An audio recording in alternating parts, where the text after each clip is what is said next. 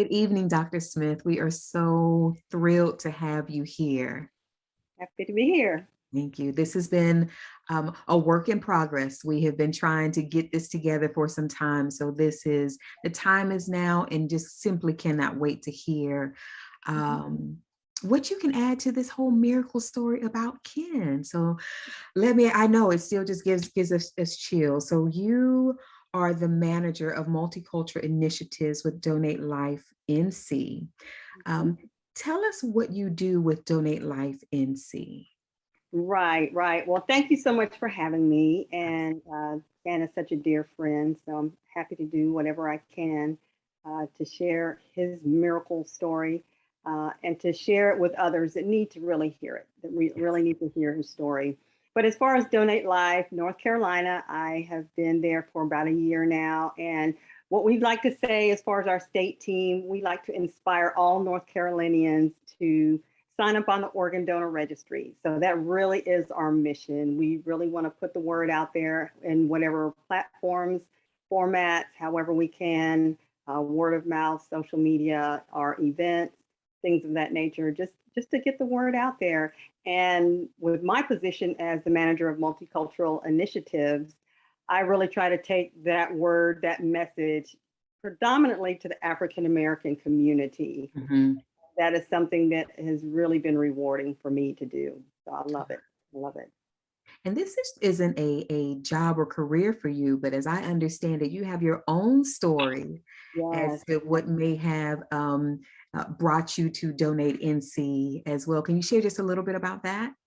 Right, right. Well, back in about 2011, I happened to go to with my husband to his doctor's appointment. I didn't typically always go with him, but that particular day I did. And that was the very day that his doctor told him that his kidneys were failing him and that he was going to either need to be put on, he was going to either need to try to get a transplant or to go on dialysis. And dialysis was something he really didn't want to do because he had seen his grandmother, who was a double amputee. She was Mm. on dialysis. And so it was kind of a rough appointment that day. We got in the car and I looked at him and said, well, I know absolutely nothing about organ donation. I said, but honey, I love you and I will do, like the doctor mentioned, something about getting tested. I said, so I'll get tested and just see if I'm a match. And so it took some, I don't know, weeks or months and going through all the process of getting tested. And then it turned out that I was not only his match, but I was his perfect match. And so that was such a blessing to hear. Yes. And so we went in, we had the surgery at CMC Carolina Medical Center at that time. And we had our surgery and everything went well. We have not had any complications. Our surgery was in 2013. Since that point, we have not had one complication. And we know that that's not everybody's story. And Yeah. that's another reason why both of us are really organ donor advocates, just sharing that there is hope out there and people can make a difference. So they can make a difference. So that's kind of how my world is, the world of organ donation. Yeah. But I love sharing my story because it brings hope to so many people, especially those that are on the waiting list. Yes. And that can be a time. Ken shared a very different experience with you, moved up to the top and what have you, but there was definitely some grace and works of miracle works in your story with you and your husband as well. A perfect match. It doesn't get Yeah, any better than that. It didn't get any no better better than than that. that. Yeah. No better than that. Absolutely, absolutely. And so you mentioned that primarily you try to take that word out to the African American community. Have you found it difficult to um, share the message or convince um, those in the African American community, Indigenous people of color, those communities? Have you been challenged with sharing the message there? Well, for us at Donate Life North Carolina, it's not really just trying to convince people. We just really want to increase awareness. We just Yes. really want to spread the word because it's kind of like the saying goes as far as sharing information. You're not out there trying to scare people. We're not out there trying to just say, okay, this might happen to you if you don't. But we really just want to share the truth and dispel the myths and the misinformation that's out there about it. And so we take that to the different communities, and Mhm. it's been well receptive as far as I'm concerned. People have been very open-minded and open-hearted about it, and that's really all you can do. You can just share the information, give the people information, and let the people make up their minds that way. Yeah. And even if they may not act then, you have planted a seed that Planted they will do something later or they will share it in their social circles. Absolutely, absolutely. Yes, One yes. thing you just Sometimes it's like, oh yeah, it can that information can get layered as well, because we might mention something, and then something might happen in their life, or something might happen to a loved one or something of that nature, and they'll say, oh yeah, I remember when I went to this vendor table and this person was telling me about this, or I went to the DMV and they were asking me, do I want to be an organ donor? That kind of thing. So it hold. has its way. The information has its way to getting to the people. It Yeah. does. Yeah. So I'm sure because this is your life's work that you bring a level of care and comfort in the message. It's not like being at the DMV and checking a box like, do you want to be an organ donor? Check. There's no empathy or be behind it. Yeah. You also mentioned something about dispelling the myths and the fear around donation, and Right. whether we're getting that from life experience, from the DMV, or from movies, television, or what have you. How do you go about dispelling some of those or dealing with the fears that some people may bring up as that's their reason for hesitation? Right. Right. Well, we like to share. Like I said, we like to share the truth, and so we put it out there. We put the information out there as far as and then also we work with transplant hospitals and medical professionals, OPOs as they're called, organ procurement organizations. Okay, And okay. so we partner in the communities. And the other thing we do is we try to build trust. We try to build trust. We go into the communities and say, hey, I'm an organ donor. Let me tell you my experience. This is Right. what happened to me. This is what happened to my spouse. And so we do that. And then we also have chapters in North Carolina of organ donors, kidney organ donors. And we go out sharing our stories as well with others. And again, just bringing that sense of awareness to people. And also the myths, we try to tell them, okay, you say, for instance, you might say that, my religion doesn't allow me to, and then we're like, well, we have this information here. You can go to our website, you can go to some of our partners' websites, folks we've collaborated with, and we have found that in the United States, the majority of religions actually they actually accept organ donation. They see it as a charitable act of kindness, and it's Yes. really up to that person's personal decision whether or not they want to become an organ donor.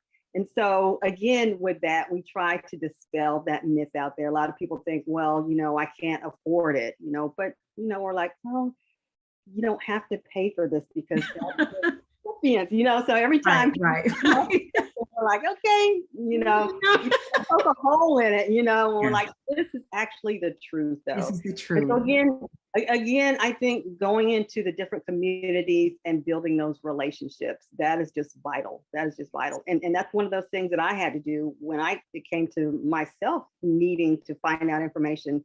I went to the source.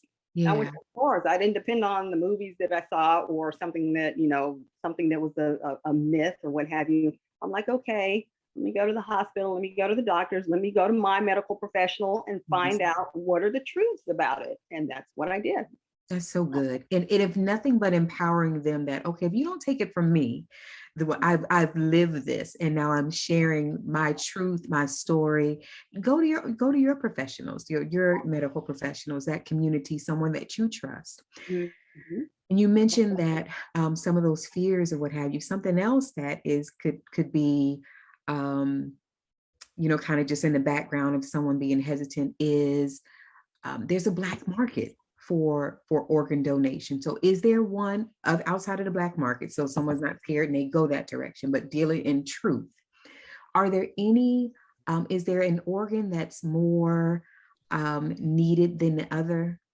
Okay. Right. Okay. Definitely with kidneys. Yes, absolutely. Definitely with kidneys. Kidneys are needed more, and there are more people waiting on kidneys than the other organs. And, overall in America, there's over 100,000 individuals that are currently on organ transplant wait list. And in North Carolina alone, there's over 3,000 North Carolinians on the waiting list. And so that's something that people need to know about that. And it might not impact you today, but I'm pretty certain that most of us, especially in the African American community, know someone that's maybe on dialysis or has Yes. high blood pressure or both. And these are things that could potentially lead to kidney failure. That was my husband's situation. He had type 2 diabetes and he did not manage it over Hmm. the years. And that's what led to him getting a diabetic ulcer in his foot. He had to get his foot amputated, and it led to his kidney failure, and of course having the transplant. So those are things. So we just all need to just adhere to living healthier lives. That's it. Preventative measures are important as well. Yes. Mhm. Now, something that most people may think of, like they've heard about heart transplants and kidney transplants and even liver transplants. What are some other organs that can be donated? Other organs that can be donated are the lung, part of your liver, the intestine, and pancreas. But again, it's one of those things that check your medical professional. They can Right. always go to, there's the National Kidney Foundation out there. There's Donate Life North Carolina, Donate Life America. There's resources. There's so many resources out Mhm. there. And, a lot of times, especially those that are maybe in the faith community, when you go to your church, and a lot of times you go to these health fairs, there's always information out there where you can find if you're in need of it, in need of getting the truth out there for yourself, so that you can make your own decisions. The information is out there. It's It's out there. there. Resources are there. Yes, yes, There's a saying: if you want to hide something from someone, put it in a book or yes. whatever. So, but what we will go to is the internet. So, how can someone connect with either a chapter in North Carolina or even with Donate Life NC, a Yes, website? it's donatelifenc.org. That's it. Simple. Yes. And as far as registering on the organ donor registry, they can go to registerme.org. Okay. So they Registerme.org. don't have to wait until they're They don't renewing have their to wait license or until they what have go you. to the DMV. No, they do not have to wait. We also have a Donate Life app. You can go, get the app there if you want to kind of do old school, if you will, and mail in a form. You go to the website, print out the form, mail it in if you want to do that. Yeah. We try to take away all the excuses. All Yeah. the excuses for people to not sign up. We try to provide the information out there. We try to host programs and things of that nature where we have the actual people that are the recipients and the donors, and even donor families Yeah. that have lost their loved ones, and they made that decision to donate their loved ones' organs. You also hear from those people as well. So we just like to inform our communities as best that we can, again, to cultivate those relationships with them. Yeah, that's so good. The work that you're doing is Mhm. commendable and necessary and necessary. You said it was like 2011 when your husband had his 2013 was 2013. So it's almost 10 years. yes, How has he been since? What yes, has life been like since? getting on my nerves. No, I'm playing. I'm playing. He got a new organ and now he I just tell him you on better people's take care nerves. of it because I don't have another one to give him. Like you got Yeah, one. he is doing fine. He is doing well. He is back to his normal way of living. And I'll say this right quick. I knew the point in time when I did the right thing, because he's a preacher. And so he was preaching. And at that time, he was a pastor.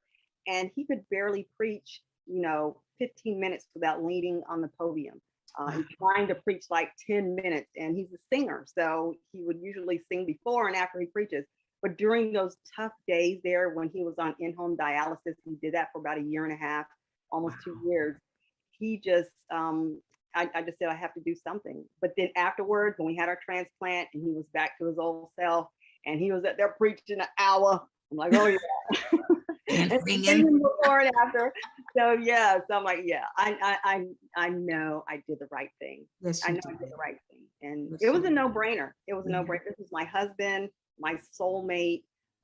Why wouldn't His, I get his tested? perfect match. Yes. His perfect match. Why would I not get tested? My loved one needs me.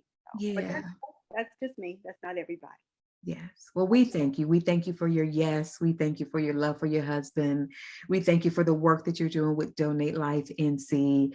And now we brought Kenn in, who was part of the other half of the miracle story here. So how did you two connect? Wow. Pam and I, we were Been a minute. co-facilitators. We taught Sunday school together, right?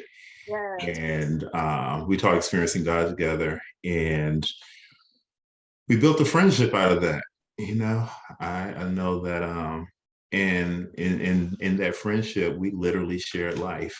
Like I'm friends with friends with Reverend Tony. She's friends with my wife Katrina. I know their children. Like I know her grandchildren.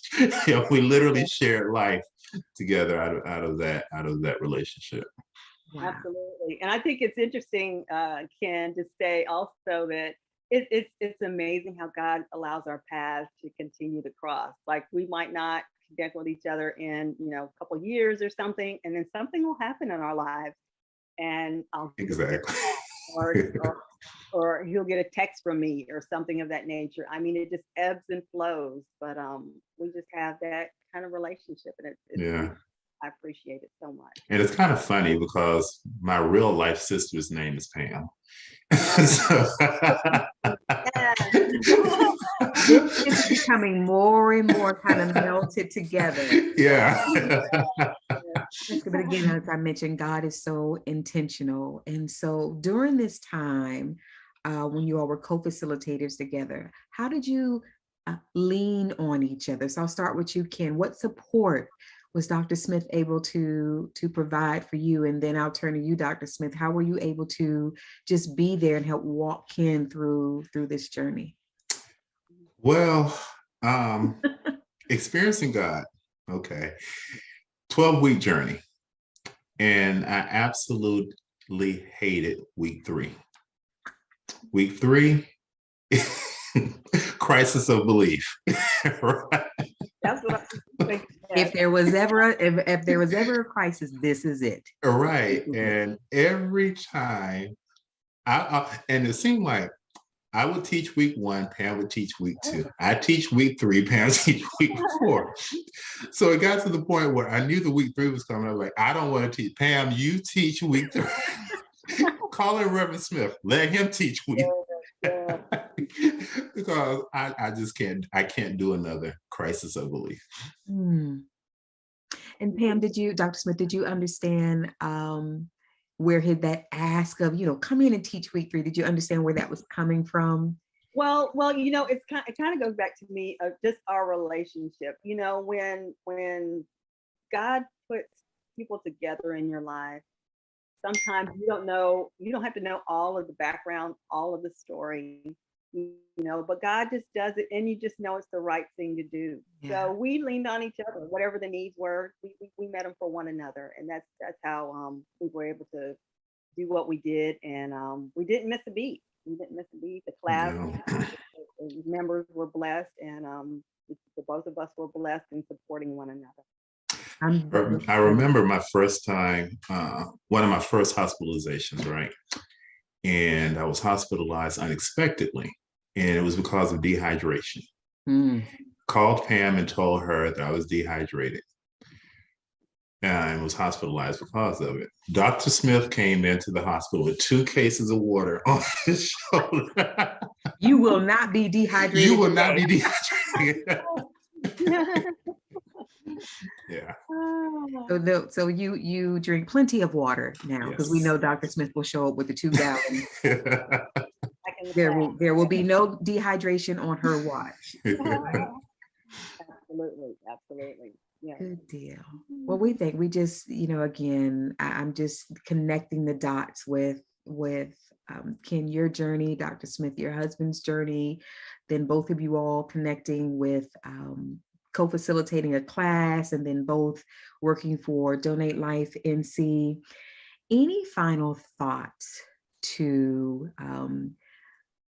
those that will catch this regarding, one, if they should end up needing a donor, I'm sorry, an organ, and then two, a word for those that are in their circle of support, how to show up in one's life during that time.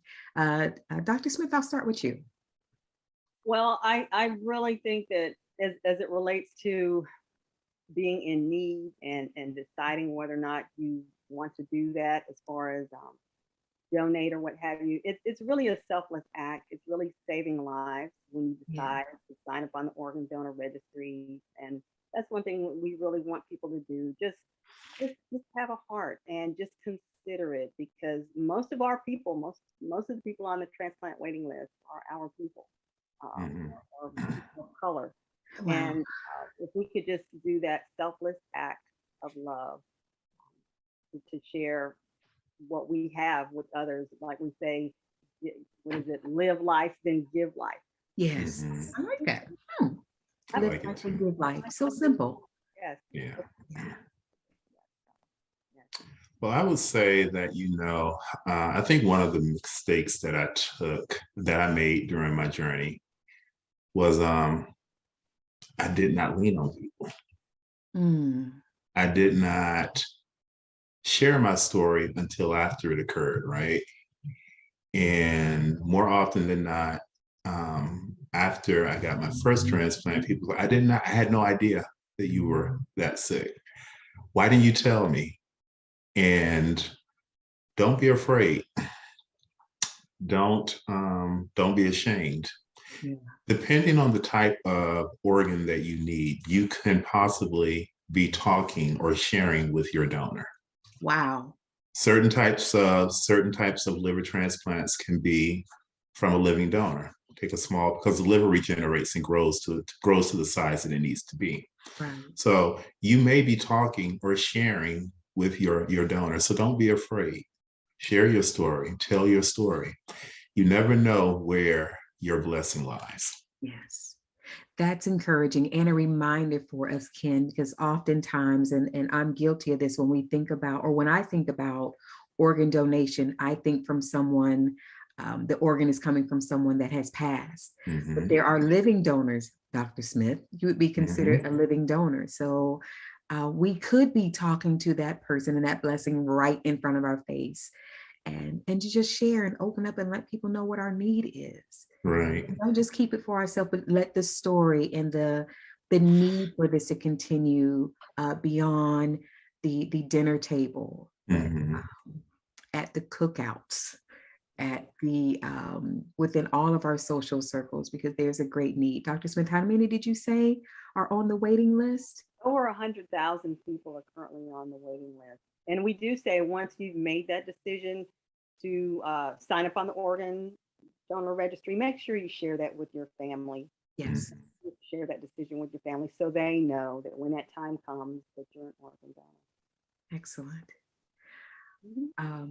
I have been blessed by this, hearing this story. Kenn, as close as we have worked together over the past year, I did not, you just didn't know the details. So this is truly a natural reaction to some of the details. It has blessed me. It has encouraged me. I can now say that I know a living donor. I know someone that has been a recipient and has thrived afterwards after 3 donations. I can also talk about how God was in the plan the entire time. Amen. So I will go forth with your stories to not only to affirm my decision to have become a donor some years ago, but I have many more reasons, and I'm looking at 2 of them here. So for those that will be catching this, we too pray that this story, this journey will bless them, and that they will take it and share with others, so that we can. It doesn't have to be like this. It doesn't. people do not have to become as sick as they do, and there is hope. Dr. Smith, there is hope and there are resources. So we thank you for joining us and look forward to, like we said, you can't make this up. You surely can make this up. So thank you for joining us this evening, and Thank we you. will see you next time. Thank you both. Thank you.